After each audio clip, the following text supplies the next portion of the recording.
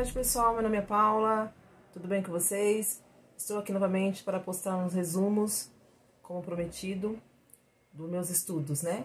Hoje vamos falar sobre formas de Estado e sistemas e formas de governo. Vamos lá? Estado federado.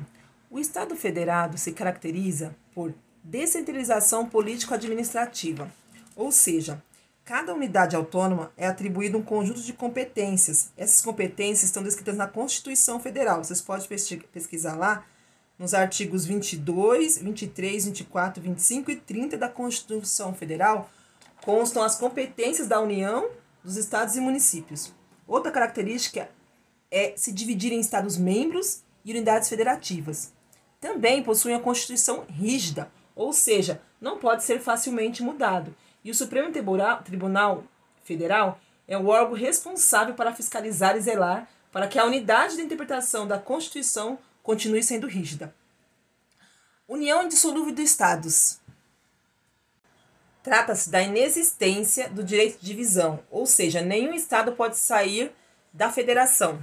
Existência de um Senado Federal.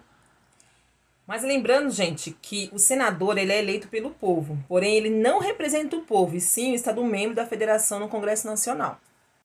Auto-organização dos Estados-membros.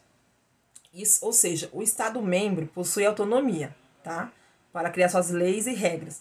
Mas também tem que lembrar que pode haver intervenção do Estado federal, caso o mesmo esteja tendo atitudes que possam interferir de forma prejudicial à própria federação.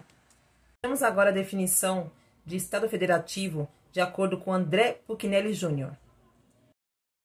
De acordo com André Puccinelli Jr., por federação, compreende-se a união indissolúvel de vários estados diferentes, que abre mão de sua própria soberania para criar um Estado federal, este sim soberano e dotado de personalidade política internacional, a quem incumbe a administração dos interesses nacionais.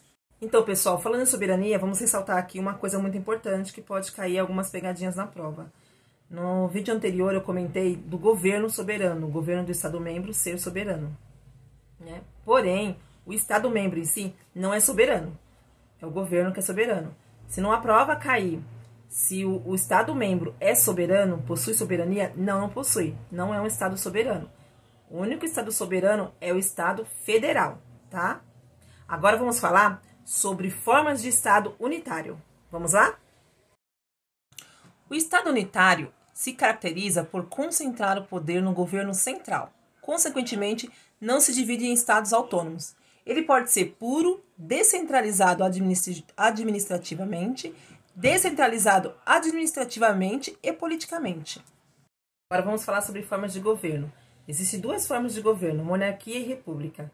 A seguir vamos falar sobre monarquia. Na monarquia, a chefia de Estado é exercida por um monarca, o poder é transmitido hereditariamente e as monarquias absolutistas caracterizavam-se pelo poder limitado do rei, ou seja, caracterizavam-se porque não existe mais. Isso aí era uma monarquia exercida na Idade Média e moderna. E nas monarquias atuais, que são as monarquias constitucionais e parlamentares, o poder real é limitado. Agora vamos falar sobre a forma de governo república, que é a nossa forma de governo atual no Brasil. Na forma de governo república, a chefia de Estado é exercida por um presidente.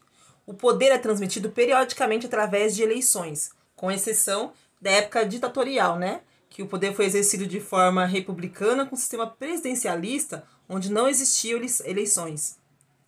Continuando, qualquer cidadão ou cidadã pode exercer o poder, desde que esteja dentro dos requisitos do artigo 14 da Constituição Federal. Dê uma olhadinha lá. Nessa forma de governo, o titular da soberania é o povo, exercendo o poder diretamente ou através de seus representantes. Sobre o sistema de governo, existem dois sistemas de governo, o parlamentarismo e o presidencialismo. Vamos ver? Nos sistemas de governo presidencialista, a chefia de Estado e a chefia de governo são exercidas pela mesma pessoa, geralmente designada de presidente. Veja no artigo 84, inciso 7º da Constituição, fala que compete ao presidente da República manter relações com os estados estrangeiros. Isso mostra, no sistema presidencialismo, o chefe de Estado e chefe de governo são um só, ou seja, o presidente.